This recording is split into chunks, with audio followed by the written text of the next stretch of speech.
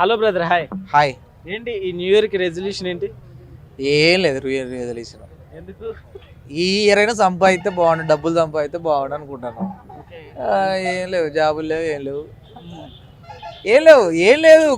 ఇప్పుడు డబ్బులు సంపాదించాడు, జాబ్ చేసేవాడు వాడు రిజల్యూషన్ పెట్టుకుంటాడు. మాకెందుకే నిరుద్యోగులు మేము, మాకేముండేది రిజల్యూషన్. సక్సెస్ కావాలని ఉంటుంది, ఏ ఇయర్ అవుతామో తెలియదు అంతే. ఇక ఏం కొత్తగా ఏం లేదు మా దాంట్లో. జనవరి కాకపోతే ఫిబ్రవరి వస్తుంది, డిసెంబర్ పోయింది, జనవరి వస్తుంది, జనవరి పోతే ఫిబ్రవరి వచ్చింది. ఇయర్ చేంజ్ అయినా మనం ఏం చేంజ్ అవ్వదు అంటాం. కాదు, ఏదో ఇయర్ కేక్ కట్ చేసుకుంటాం, ఎవరు కేక్ కట్ చేసి తింటాం, తర్వాత ఏం లేదు. ఇక అదే బతుకు, అదే కుక్క బతుకు. ఎందుకని అట్లా? అదే కాయడం, అదే తిట్లు, అదే గొడవలు, అదంతా పెంటాం. అంత కొత్తగా ఏం లేదన్న. ఏదో ఆ సంవత్సరంలో ఒక అప్పుడప్పుడు అట్లా స్పాట్లో హ్యాపీనెస్ వస్తుంది, ఏదో కొద్దిగా ఏదైనా అదృష్టం లైట్గా. అంతేగాని అదృష్టం మారి డబ్బున్నోళ్ళమై లైఫ్ సెటిల్ అయ్యి అట్లాంటి ఏం నడవదు. లేదు. అంత సాడ్ గా చెప్తున్నావు, ఏమైందంటే? ఏముండదన్న, ఇప్పుడు చాలా మంది జీవితాల్లో ఇప్పుడు ఎవరికో ఇద్దరు ముగ్గురు లైఫ్ సెట్ అవుతాయి, కానీ మిగిలిన వాళ్ళందరూ యథారాధ తదా ప్రజ అట్టే నడుస్తూనే ఉంటుంది. అంతే ఉంటుంది. అదే సప్పటి జీవితం, ఉప్పు లేని జీవితం, డబ్బు లేని జీవితం. డబ్బు లేని జీవితం సప్పటి జీవితం. డబ్బు ఉంటే వాడు లక్కీ, హ్యాపీ. వాడికి 2026, 27 బ్లింక్, ఎంజాయ్, పార్టీలో ఏమైనా ఉంటాయి. మాకేముంటాయి, ఇంట్లో కూర్చుంటాం. న్యూ ఇయర్ బయటికి పోయి ఎవరైనా కేక్ కట్ చేస్తే తింటాం, లేదా ఇంట్లో ఎవరైనా కేక్ కట్ చేస్తే అయిపోయేస్తాం. మళ్ళీ నెక్స్ట్ రోజు అంతే, మళ్ళీ అంతే అంతే. కొత్తగా ఏముండదు. డబ్బులు ఉంటేనే అంటావు ఇవన్నీ. డబ్బులు ఉంటే పండగలు, పబ్బాలు అన్నీ. ఎందుకు అంత సాడ్ గా చెప్తున్నావు? అంటే ఏంటి 2025 అంతా ఏమన్నా సాడ్ గా నడిచింది? 2024 అయిపోయిన తర్వాత 2025 చూసినాం. ఏమైనా మారిందా? ఏం మారలేదు.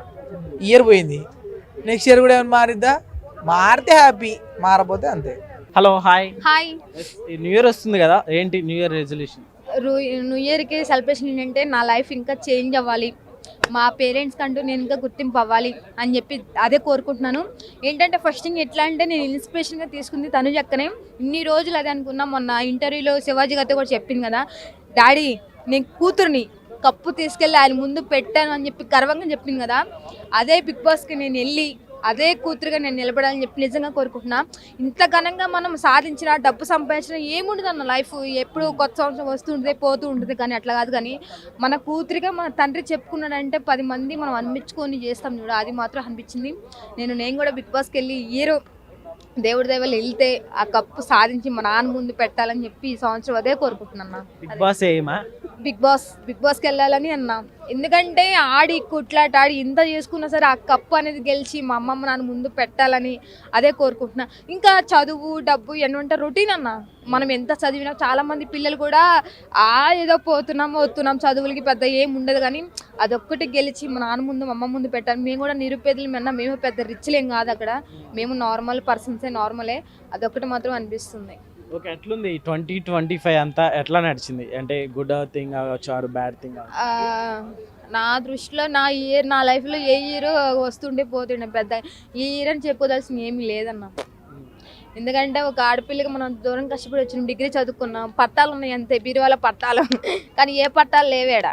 బట్ థింగ్ అదొక్కటే అనిపించింది. మా అమ్మమ్మ నాన్నకి మనం పుట్టాము అంటే ఇప్పుడు ఈ సినిమా ఉంది కదన్నా రామ్ది, ఆంధ్ర కింగ్, ఆ సినిమా చూసిన బట్టి ఏంటంటే మనం అంటూ ఉన్నాంరా అబ్బాయి, ఒక హీరోకి నేను తెలుగుంది కదా, ఫస్ట్ మన హీరో మన తండ్రి, మనం ఉన్నాంరా మన కూతురుని గట్టిగా నిలబెట్టుకోవడానికి.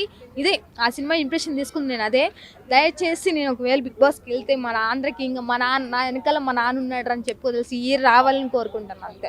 2026 రాబోతుంది కదా, ఎవ్రీ ఇయర్ న్యూ ఇయర్కి అంటే ఎక్కువగా ఆల్కహాల్ తీసుకొని బయట రైడ్స్ చేస్తూ చాలా యాక్సిడెంట్స్ అవుతూ ఉన్నాయి. సో అలాంటి వాళ్ళకి ఏం అన్న, దయచేసి ఆల్కహాల్ అనేది తీసుకోమాకండి అన్న. ఎందుకంటే మనల్ని నమ్ముకొని మన పేరెంట్స్ ఉంటారు, మన ఫ్యామిలీ ఉంటుంది, కాబట్టి దయచేసి ఈ ఆల్కహాల్ ఆడవాళ్ళైనా మగవాళ్ళైనా ఎవరైనా సరే దయచేసి ఆల్కహాల్ దూరంగా ఉండండి. ఎందుకంటే దేవుడు ఎప్పుడైనా సరే మనం పోవాల్సిన వాళ్ళు ప్రతి వాళ్ళు ఉండవలసిన వాస్తవం కాదు, కాబట్టి ఉన్న రోజులు హ్యాపీగా ఉందాం. దయచేసి మీరు తాకుండా మీ ఫ్యామిలీకి మీరు అండగా ఉండండి. న్యూ ఇయర్ చేంజ్ అవుతూ ఉంది. సో మన కంట్రీలో చేంజెస్ ఏమన్నా చూస్తున్నావు నువ్వు? కంట్రీ చేంజ్ అవుతుంది, దేశాలు డెవలప్ అయింది, మనుషులు మాత్రం డెవలప్ అవ్వట్లేదు అన్న. ఇది ఒకటే బాధేస్తుంది. అది మాత్రం ఎట్లా అంటే మనుషులకి హెల్ప్ చేయడమే కానీ ఇంకా మాట్లాడి, ఎందుకంటే ఏ జరిగినా నాకు సంబంధం లేదు భయ్. ఏవడ సంక నాగిపోయినా పర్లేదు, మనం మాత్రం మనమే బాగుండాలా, మన పిల్లలే బాగుండాలా, మన ఫ్యామిలీ వరకే బాగుండాలా. పక్కన కొట్టుకొని చచ్చిపోయింది వాడిని ముంచైనా సరే మనం పైకి రావాలని కోరుకుంటారు కదా, అది మాత్రం మనుషుల్లో స్వార్థం మాత్రం తగ్గట్లేదు రా నిజంగా. అది క్వశ్చన్ అంటే ఈ ఇయర్ బాగా అంటే యాక్సిడెంట్ అవ్వడము, బస్సు ఫ్రీగా పెట్టడం, జనాలంతా చాలా మంది చనిపోయారు కదన్న, అది ఒక్కటే బాధ అనిపిస్తుంది. దయచేసి ఏదైనా సరే ఈ బస్సు కానీ రైల్వే విమానం కూడా చాలా 2-3 టైమ్స్ విమానాలు పేలిపోయాయి కదా, అదొక్కటే అనిపించింది. దయచేసి ఏదైనా ప్రయాణం చేసేటప్పుడు 1-2 సార్లు ఆలోచించి ఏదైనా సరే చేయండి. నెక్స్ట్ ఇయర్ ఇలాంటి జరగకూడదు, మనుషులంతా హ్యాపీగా ఉండాలి, మనుషులు మనం అందరూ ఒకలా మిగలాలి అంతే. Okay, thank you. ఇప్పుడు న్యూ ఇయర్కి రెజల్యూషన్స్ అంటే ఏమి ఉండవండి. ఒకటి చెప్తానండి, ఫస్ట్ థింగ్ డేట్ మారుతుంది, మన ఫేట్ ఏం మారదు. సో డేట్ మారినంత మాత్రాన మన ఫేట్ మారదు అనుకోవడం తప్పు. కాకపోతే ఇక్కడ నుంచి న్యూ ఇయర్ అంటే ఒక కొత్త సంవత్సరం 1వ తేదీ మారుతుంది కాబట్టి 1 నుంచి 365 వరకు ఏదైతే చేస్తారో అదే మీకు అలవాటు కావాలి. ఫస్ట్ డే నుంచే నువ్వు ఒక ప్లాన్డ్గా పద్ధతిగా ఉండాలనుకుంటే ఉండొచ్చు. కానీ కొంతమంది అలా ఉండరు. డే 1 ఈ మధ్య ఇన్స్టాలో కూడా ఒకటి ఫేమస్ అయిపోతుంది. జనవరి 1 నుంచి అమ్మ సాక్షిగా చెప్తున్నా నేను మందు ఆగనని ఒక ఆయన అంటాడు. మళ్ళీ 31st నైట్ మందు అవుతా అంటాడు. దాని అర్థం ఏందో నాకు అర్థం కావడం లేదు. అది అర్థంగా చెప్తున్నా లేకుంటే వ్యర్థంగా చెప్తున్నా నాకు అర్థం కావట్లేదు. సో అలాంటి వాటికి దూరంగా ఉండి మీరు న్యూ ఇయర్ నుంచి ఏదైతే పెట్టుకుంటారో అది పెట్టుకోండి. ఇంకోటి 2025లో మనం అనుకున్నట్టయితే యాక్సిడెంట్ చాలా జరిగాయి. అది ప్రకృతి వైపరీత్యాలు కూడా చాలా జరిగాయి. 2025 నిజం చెప్పాలంటే ఒక డిజాస్టర్ ఇయర్ అనుకోవాలా. ఎయిర్వేస్కి అలా జరిగింది, రోడ్వేస్లో అలా జరిగింది, రైల్వేస్లో కూడా అలాగే జరిగింది. సో ఇంత ఘోరాలు జరిగినటువంటి 2025 మనకి ఒక చేదు సంవత్సరం అనుకోవాలి. సో 2026 మళ్ళీ రిఫ్రెష్ అవుతుంది. రిఫ్రెష్ అయిన తర్వాత నుంచి మనకు కూడా ఒక మంచి జోష్లో మంచి రిఫ్రెషింగ్గా మళ్ళీ స్టార్ట్ అవ్వండి. అందరూ లైఫ్లో మీరు ఏదైతే కోల్పోయింటారో 2026 నుంచి మేము ఇక్కడ నుంచైనా మేము తెలుసుకుంటాం. 2025 అనేది ఒక లెసన్స్ లాంటిది. ఈ లెసన్ నుంచి మేము ఈ పాట నుంచి ఈ గుణపాఠం మాకు నేర్పింది. సో ఇక్కడ నుంచి కొత్తగా మేము మేము ఇక్కడ నుంచి కొత్తగా ప్రణాళిక రచించుకుంటాం. 1వ తేదీ నుంచి 1 నుంచి 365 రోజులు ఏదైతే మేము నిష్టంగా ఉండాలనుకుంటున్నామో, అంటే మనం చూసుకుంటాం కదా అయ్యప్ప మాల వేసినప్పుడు ఏదైతే నిష్టంగా ఉంటారో అలా మీరు కూడా నిష్టంగా ఉండి ఈ 365 డేస్ కూడా ఏదైతే మీరు ప్రణాళిక పెట్టుకున్నారో, ఒక పద్ధతిగా పెట్టుకున్నారో, ఒక విజన్ పెట్టుకున్నారో ఆ విజన్లో వెళ్ళండి. ఎందుకంటే ప్రతి ఇయర్ మీకు పెయిన్ ఇస్తుంటుంది. 2025లో పెయిన్ ఉంది, 2024లో పెయిన్ అనేది ఉంటుంది. ఆ పెయినే పర్సన్ని చేంజ్ చేస్తుంది కదా.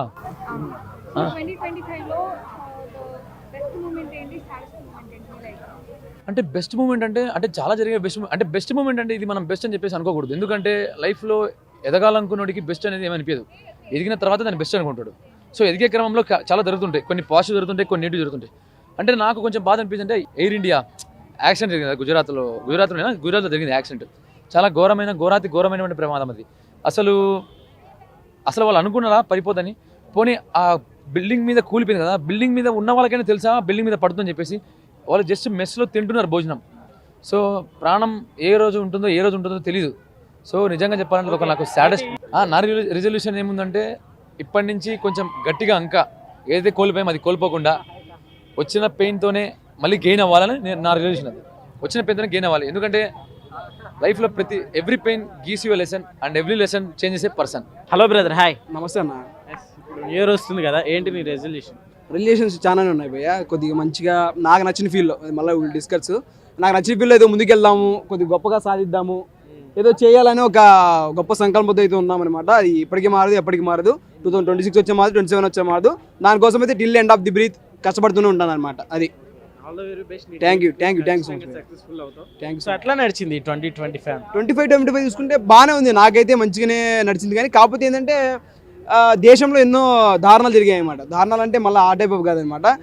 బస్సు యాక్సిడెంట్ అయితేనేమి, దాని తర్వాత విమానం ఒకటి యాక్సిడెంట్ అయితేనేమి, దాని తర్వాత మన ఆర్మీ మన అటాక్లు 2 జరిగాయి యుద్ధాలు, అవి అయితేనేంటి. మళ్ళీ సినిమా ఇండస్ట్రీలో చూసుకుంటే కోట శ్రీనివాస్ గారు చనిపోవడం అయితేనేని చెప్పి అక్కడ కొన్ని డిసప్పాయింట్లు అయితే జరిగాయి. చాలా బ్యాడ్గా నడిచింది దేశాన్ని తీసుకుంటే. నాకైతే పర్లేదు, కానీ దేశం బాగుంటే మనం బాగుంటాం అన్నట్లు నాకే అది బ్యాడ్గా తీసుకోవచ్చు. అది అంత మించి ఇంకేం లేదు అన్నట్లు. న్యూ ఇయర్కి ఇప్పుడు అంటే ఎవ్రీ ఇయర్ అంటే ఎక్కువ ఆల్కహాల్ తీసుకొని యాక్సిడెంట్స్ ఎక్కువ జరుగుతున్నాయి. సో అలాంటి చెప్పేటోళ్ళకి ఏం చెప్పలేము భయ్య. I never smoke, I never drink. మనకు నచ్చిందల్లా cinema. I have a job, wait చేసుకుంటాం. అంటే ఎదిగేవాడికి చెప్పలేమంటారు కదా, అలాగే తాగేటోడు కూడా చెప్పలేము. అర్థమైందా? ఎదిగేటోడికి చెప్పలేమంటాం. ఎందుకంటే వాడు ఎదుగుదల కోరుకుంటూ ఉంటాడు, ముందుకెళ్ళాలి, ఏదో ముందుకు చేయాలి, ఏదో చేయాలంటే. ఇలాంటి వాళ్ళు గొప్పగా పొద్దున్న 6 గంటల నుంచి సందకాడ 5 గంటల వరకు దానికోసం పరితపిస్తూ ఉంటారు. అదే తాగేటోడు అయితే పొద్దు నుంచి అదే పని, నైట్ నుంచి అదే పని ఉంటుంది అనమాట. వాళ్ళకి ఏం చెప్పలేము, అది వాళ్ళ ఎంజాయ్మెంట్ అనుకోవచ్చు. వాళ్ళు మనము జడ్జ్ చేయకూడదని చెప్పి నా అభిప్రాయం. అది లైఫ్ లో జరిగిన సాడ్ థింగ్ ఏంది 2020? సాడ్ థింగ్స్ ఏం లేవు భయ్యా, ఏం లేదు. ప్రతిరోజు హ్యాపీగానే ఉంటా. నా దగ్గర రూపాయలు లేకపోయినా కూడా నేను హ్యాపీగానే ఉంటా. ఎందుకంటే ఎప్పుడు పోతాను తెలియదు, ఎప్పుడు ఉంటాను తెలియదు. ఇది ఒక పాయింట్ గుర్తుపెట్టుకో. ఇది ఏందో మోటివేషన్ అయితే కాదనమాట. ఇప్పుడు ఈరోజు నువ్వు మనం మాట్లాడాము, నేను ఆడిగాడు పోతా ఆడ అన్నావు అనుకో, పువ్వును పైకి చెప్పలేము. అంటే మామూలుగా చెప్తాను కామెడీగా. అయితే ఏంటంటే 2025, 26 ఎప్పుడు పోతామో తెలియదు. మన ఒక సెకండ్ మనకు గడిచిందంటే, మనకు ఒక ఆపర్చునిటీ అంటే ఇది ఏంటి, ఒక ఇది అలా తీసుకోవాలన్నమాట, గుడ్గా తీసుకోవాలి. అలాంటిది ప్రతిదానికి శాట్లని నేనేం పెట్టుకోను. నేను ఎప్పుడైనా సరే చిల్ మూమెంట్లో ఉంటాను. చాలా అందరూ సంతోషంగా ఉండాలని కోరుకుంటాను. మరి హలో బ్రదర్, హాయ్. హాయ్. ఏంటి న్యూ ఇయర్ వస్తుంది కదా, రెజల్యూషన్ ఏంటి? ఏం లేదు, న్యూ ఇయర్ అంటే ఏం లేదు, ప్రతి సంవత్సరం లెక్క న్యూ ఇయర్ సెలబ్రేషన్ చేసుకుంటాం అంతే ఇక. కానీ నెక్స్ట్ సంవత్సరం అన్నా మన లైఫ్ చేంజ్ చేసుకోవడానికి అంతే ఇక. ఏంటి ఈ 2025లో నువ్వు ఫేస్ చేసిన బ్యాడ్ సిచ్యువేషన్ ఏంటి? నాకంటూ బాగానే ఉన్నాయి బ్రదర్. ఇక నెక్స్ట్ ఇయర్ అన్నా చేంజ్ చేసుకుందామని చూస్తున్నా. నెక్స్ట్ ఇయర్ అన్నా ఉంటాయి, అలా బాగా ఉంటాయి, ఇక బాధలు ఉంటాయి. ఏదైనా మనిషి అందంగా బాధలు ఉంటాయి. ఈ సంవత్సరం అన్నా మన టెర్రరిస్ట్ దాళ్ళు మళ్ళీ బస్ యాక్సిడెంట్ రాకుండా నెక్స్ట్ ఇయర్ అయినా మంచిగా ఉండాలని అందరు మంచిగా ఉండాలని కోరుకుంటున్నాను అంతే ఇక. నా లైఫ్ కూడా చేంజ్ కావాలి అందరితో. నా ట్రై చేసుకుంటున్నాను. ఏం యాక్సిడెంట్స్ కావద్దు. ఇట్లా మన సైనికులతో మన పోయిన సంవత్సరం ఎట్లయింది, ఈ సంవత్సరం మేము అట్లా కావద్దని అనుకుంటున్నాం. ఓకే, అయితే న్యూ ఇయర్కి మరి ఈ మధ్య అంటే ఎక్కువ ఓయోలు బుక్ అవుతున్నాయి అంటే ఏం చెప్తావు? ఏమో వాళ్ళ పిల్ల ఉంటే వాళ్ళకి పిల్లలు ఉంటే వాళ్ళు పోతారు, పిల్లలు లేని వాళ్ళు బీర్ తాకుంటే ఎంజాయ్ చేస్తారు అంతే. అంతేనా? అంతే. ఓకే, న్యూ ఇయర్ రోజు ఎక్కువ ఆల్కహాల్ తీసుకొని బయట ఫుల్గా రచ్చరచ్చ చేస్తారు కదా, సో అలాంటి వాళ్ళకి ఏం మెసేజ్ ఇస్తాం? తాగుళ్ళు కానీ లిమిట్గా తాగుళ్ళు అంతే. తాగుళ్ళు ఎంజాయ్ చేయాలి కానీ లిమిట్గా ఎంజాయ్ చేయాలి అంతే. అంతే. సో నువ్వేదన్నా ఇది న్యూ ఇయర్ తోటి ఎండ్ చేద్దాం అనుకుంటున్నావు అంటే ఏం చెప్తావు? ఏమన్నా ఎండ్ చేద్దాం అనుకుంటున్నావా? నేనేంటి అంటే నా లైఫ్ ఒక కెరీర్లో ఫోకస్ చేద్దాం అనుకుంటాను ఈ ఇయర్ అన్న. ఎందుకని ఇన్ని రోజులు చేయలేదా? చేస్తున్నా కానీ నెక్స్ట్ ఇయర్ అన్నా జర సెట్ కావాలని అనుకుంటున్నా అంతే. ఓకే, ఏ ఫీల్డ్లో all the very best. Thank you.